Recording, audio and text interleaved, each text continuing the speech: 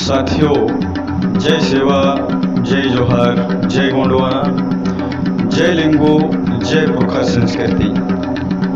दोस्तों, आज मेरे वक्तव्य के माध्यम से एक बहुत ही अच्छा और रोचक पुरखा संस्कृति पर आधारित एक जानकारी आप तक शेयर करने का कोशिश किया हूँ। और ये जानकारी, ये मेरा वक्तव्य हमारे पुरखा भोज्य पदार्थ जो हमारे पुरखों का तंदुरुस्ती और ताजगी और दीर्घ आयु का राज हुआ करता था, उस पर ये मेरा वक्तव्य है कि कैसे हमारे लोग अपने समय में किस तरह का भोज्य पदार्थ का सेवन करते थे। वो पेज और भाजी, जावा भाजी। दोस्तों, इस जावा भाजी में जो पोषक तत्व, प्रोटीन, विटामिन्स, लौह तत्व पाए जाते हैं, वो मुझे नहीं लगता कि आज के समय में जो हम खा रहे हैं इसमें पाया जाता होगा। तो मैं सबसे पहले पेज का बात करूंगा। तो पेज हमारे यहाँ गेहूं के दलिया का भी बनता है और कोदो का चावल का भी बनता है, कुटकी का चावल का भी बनता है और मक्के का सूजी का भी बनता है। तो इसको पकने में बहुत टाइम लगता है, यानी कि पूरी तरह से इसका पानी और जो दलिया है, सूजी, वो पूर्ण रूप से पक जाता है और इसे हमारे पुरखा लोग बड़े चाव से पीते हैं। और ये जो पेज है जावा, इसको आप जितना मर्जी, यानी कि पूरा पेट भर पी सकते हैं, इससे कोई दिक्कत नहीं होगा आपको। और ये पेज आपके शरीर को दो तरह का काम करेगा, यानी कि एक तो खाने का रूप भी और पानी का रूप भी। अगर आप पेज पीते हैं, दलिया पीते हैं, तो आपको खाना, यानी कि भात चावल खाने की ज़रूरत नहीं पड़ेगा। और इसमें पानी का मात्रा ऑलरेडी होता है और वो पानी भी शुद्ध रूप से उबला हुआ, और चावल का रस इसमें, जो दलिया का, सूजी का रस है, वो मिश्रित होता है। तो ये शरीर में पानी की मात्रा को काफ़ी भरपाई करता है, यानी कि हम कितना ही धूप में काम करें, कितना ही पैदल चल लें, हमारे शरीर में पानी की ज़रूरत बहुत नहीं के बराबर होता है। अगर भाजी की बात करें तो हमारे पुरखा लोग तरह तरह के वनस्पति का भाजी बनाते हैं, जिसमें तमाम प्रकार के पोषक तत्व, खनिज पदार्थ और हरित लवक, विटामिन्स पाए जाते हैं। तो इन दोनों चीज़ों से जो हमारे शरीर को जो ऊर्जा मिलता है, वो जिसका कोई कल्पना नहीं कर सकते दोस्तों। इस तरह का ये चीज़ों का सेवन करने से हमारे शरीर एक तरह का ऊर्जा का पावर हाउस जैसे रहता था, हरदम तंदुरुस्त, कहीं भी चला लो, कुछ भी करा लो।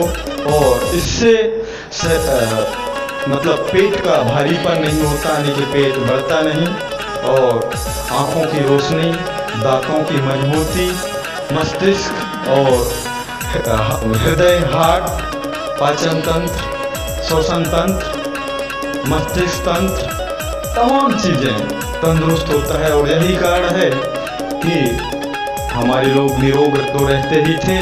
और एक चीज़ और बताना चाहूँगा कि यही भोज्य पदार्थों के चलते हमारे महिलाओं को गर्भवती या डिलीवरी के समय कोई दिक्कत नहीं होता था। और आज आप देख ही पा रहे हैं कि हर 100 में से 80% महिलाओं को, हमारी बहनों को हॉस्पिटल ले जाना पड़ता है और सीजरिंग होता है। तो उसका यही कारण है दोस्तों कि हम जो हमारे पुरखा पकवान, जो हमारे शरीर की तंदुरुस्ती और मजबूती का राज है, उसको भूल चुके हैं। और आज जो हम तरह तरह के पकवान खा रहे हैं, फल फ्रूट, दूध, दही, घी, दाल भात, साग सब्जी, इनमें जो केमिकल है वो एक तरह से अगर मैं उदाहरण स्वरूप बोलूँ तो हम यूरिया, डीएपी या राखड़ खाद जो ज़मीन में डालते हैं ना, जिससे शरीर मिट्टी का उर्वरक शक्ति जल जाता है, ख़त्म होते जाता है, वैसे ही हमारे शरीर का भी जो पावर क्षमता है वो कम होते जाता है। जिस तरह से मिट्टी इन चीज़ों से बंजर होता है, उसी तरह से हमारा शरीर भी बंजर हो जाएगा। दोस्तों, इसको हमें समझना होगा। इसका जो शरीर का भूमि का बंजर होना, जो शरीर जो मिट्टी कितना अपने आप में एक महान है, कितना उसमें उर्वर शक्ति पाया जाता है, और हमारा शरीर तो उस मिट्टी से तुलना करें तो एक कंकड़ के बराबर है, एक तुच्छ है। और हम उन खाद्य पदार्थों का सेवन करते हैं जो रासायनिक पदार्थों से भरा पड़ा है, तो हमारे शरीर में उस बंजरता का क्या असर पड़ेगा दोस्तों। जो रुझान आने शुरू हो गए हैं कि किस तरह से उसका असर है कि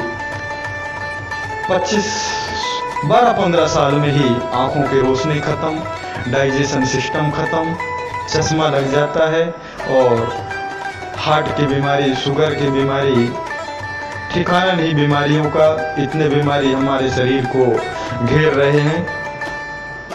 आजकल हम अधिक पैदावार के लिए खेत में बहुत सारे रासायनिक खाद डालते हैं, और धीरे धीरे करके वो ज़मीन आज बहुत जगह मैं देख रहा हूँ जो लगातार 5, 6, 10 वर्षों से खाद का खेत में डाल रहे हैं, उनका अगर एक साल वो खाद उसमें ना डालें रासायनिक पदार्थ, तो उनका फसल जो है जैसा लगाएंगे, जैसा बोएंगे, वैसे ही रह जाएगा, उससे कुछ भी आमदनी नहीं होगा। इस तरह से उस मिट्टी में, उस खेत में बंजरता का असर देख सकते हैं आप। और वो दिन दूर नहीं कि हमारा शरीर भी बंजर हो जाएगा, तब हम ना बच्चा पैदा करने लायक रहेंगे, ना ही हमारे शरीर में वो ताकत बच पाएगा जो एक शरीर को चाहिए। तो दोस्तों, हमारी जो पुरखा संस्कृति लिंगो दर्शन, हमारा जीवन दर्शन जो है वो बहुत ही मनमोहक है, बढ़िया है। उसको जानने, समझने और जीवन में उतारने की ज़रूरत है। माना कि आधुनिकता से भी दूर नहीं रहा जा सकता, आधुनिकता भी जरूरी है, लेकिन आधुनिकता में रह के और पुरखा संस्कृति को जिया तो जा सकता है। ऐसा नहीं कि हम आधुनिकता के बगैर नहीं रह सकते। ये आधुनिकता के मार हमारे जल, जंगल, जमीन, वनस्पति, जीव जंतु, हमारे समाज और हमारे शरीर के लिए कितना नुकसान है दोस्तों, इस चीज़ को आप लोग को सोचना होगा।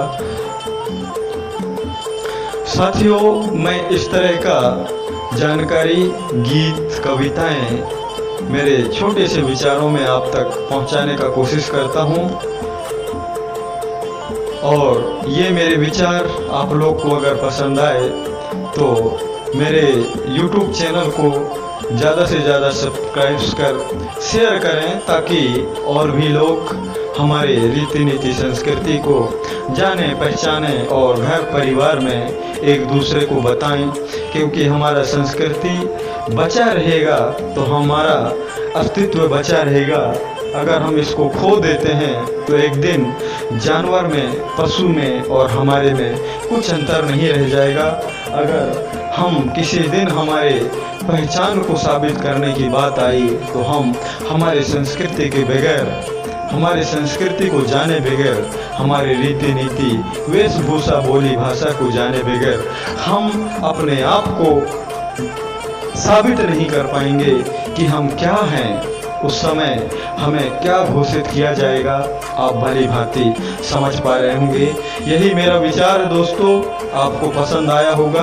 अब मैं आप सभी से विदा लेता हूँ। जय सेवा, जय जोहार, जय गोंडवाना। सादर धर्मवीर मरकाम, गढ़ा मंडला, मध्य गोंडवाना।